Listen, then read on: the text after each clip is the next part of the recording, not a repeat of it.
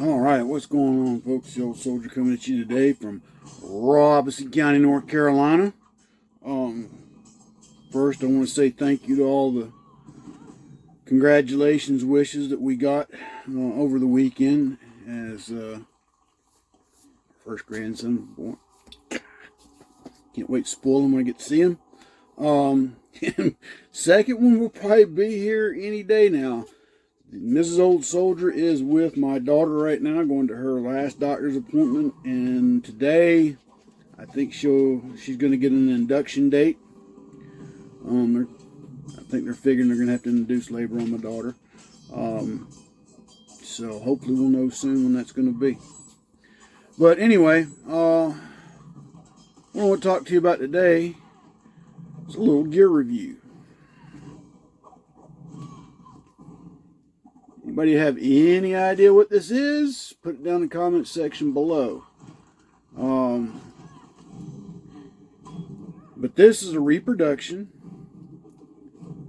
World War II wrist compass. Okay?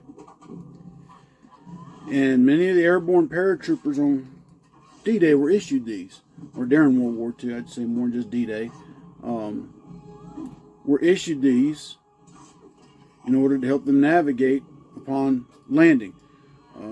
These things were very critical, especially on D-Day landings when the airborne forces were scattered all over. A little history there as we're getting ready to come up here shortly on the remembrance of D-Day on June 6th.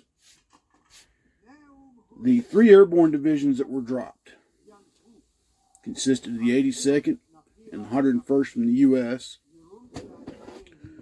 and the British 6th Airborne Division, okay, which was augmented with the 1st Canadian Airborne Battalion.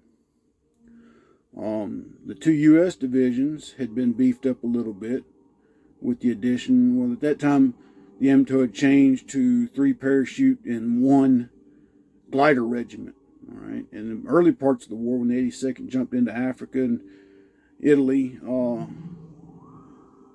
the table of organization equipment had it as 1 parachute regiment and 2 glider regiment. The Department of the Army changed that later on, making 3 parachute and 1 glider regiment. Okay. Regiment consists of 2 to 3 battalions. My dad's regiment was attached to the 82nd 508th. I say attached because at the end of the war, the 82nd went back home and the 508th got stuck in Frankfurt on occupation duty. The 17th Airborne Division saw combat late in Europe. They were the last ones to make a major combat drop in Europe with Operation Varsity. That was the 17th Airborne Division. The 13th never really left the States and did anything. They were, like I said before in the past, every time one of the divisions already overseas would get into combat and they would lose soldiers, they would go back to the 13th and pull the people they were training. It was kind of a pool, if you will. So the 13th never saw active combat. And then out in the Pacific, you had the 11th Airborne Division and the 503rd Regimental Combat Team. Okay, and the 511th was out there as well. Then there was Operation Dragoon, which was an ad hoc airborne force that consisted of some of the regiments from the 17th at the time, if memory serves me correct. It was also the 1st Special Service Brigade, which was a joint U.S.-Canadian force. They even took a battalion from the Nisi Regiment and trained them to be glider troops. Okay, it was an ad hoc airborne division. Let's put it that way. The British only supplied a brigade for it in General Fredericks, the general who commanded the 1st Special Forces Brigade initially. If you don't know who that is, watch the movie The Devil's Brigade with Robert Holden. It's fairly historically somewhat accurate, but it tells the story very well of that brigade, the Devil's Brigade. But anyway, General Fredericks would later go and command this 1st Provisional Airborne Task Force, which they said was a division. And just wasn't an official division, but numbers-wise, it comprised basically an airborne division. And that was a southern invasion of France designed to take pressure off of the Normandy front to get things moving to get into Germany. But anyway, I know that's a big tangent off of what I started to talk about, but I can start talking airborne history. I could go all day long because, you know, my dad was a paratrooper. I'm a paratrooper. Dad was a D-Day paratrooper and also market garden. But I found this from a company called What Price Glory. I don't know how many he has left in stock, but it's a reproduction. It's not an authentic, accurate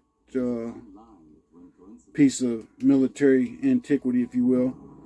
But he does a real good job with a lot of stuff he makes, reproduction-wise. And I just thought I'd share that with you because even in this day and age, too many kids, I say kids, are all tied up in electronic media on how to navigate. And I can take that compass and I can take this book right here, which is a gazetteer, which is also an atlas, and this is just for my state. And you can get even the bigger one. It's got the entire U.S. Okay, and I've talked about this before. Get used to going back to what, well, in the military we'd call this degraded operations, because we're so technologically dependent in the military now. If a satellite falls out of the sky, or your equipment gets damaged by an EFP, or EMP, whatever they call it, electromagnetic pulse, EMP, you can always fall back to a map and compass and still find how to get where you need to go. Okay. But anyway, that's for you, Brother Kyle. That's all I've got for today. I'm waiting for my son to get here. We're going to go and try and put a roof on this lean-to on the container, do some other things around here. Waiting for craftsmen to show up to finish working on the house. Hopefully somebody will be here today, do something. Put the meter base in and connect the sewage and get the heating and AC installed, and you know, all those kinds of things still need to be done. But we're getting there. So until tomorrow, my friends, God bless, take care, stay safe, stay vigilant, stay armed, keep your eyes open, your ear to the ground, and your head on a swivel. And we'll talk to y'all tomorrow. So soldier out.